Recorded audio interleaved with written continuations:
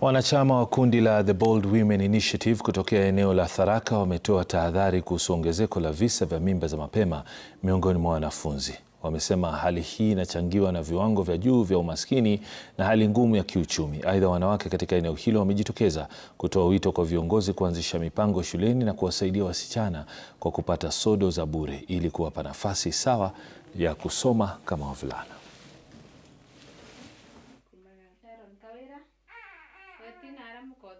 Na hapa kwa society tunaona mashida wanapitia, wasichana wadogo wanapitia a lot of problems. Tunapata kuna early pregnancies, tunapata kuna period poverty within our society kwa wasichana wadogo. Ndio maana unapata wanapata mimba mapema, wanakuwa married mapema. So you're calling upon our leaders to support us financially na to support ndo tuweze kusupport hawa wamama na watoto wadogo within our society wa wasichana. Sasa kwangu ni kuomba serikali kwa mboma zingine ni masikini, hawezi pata hizo. Sasa unaona saa ingine mchichana huyo akiwa na miezi yake, ile siku zake, haendi shule. Si akienda huko atachekelewa. Sasa haendi shule, anashinda huko nyumbani. Muungano wa walimu na tumepinga wito wa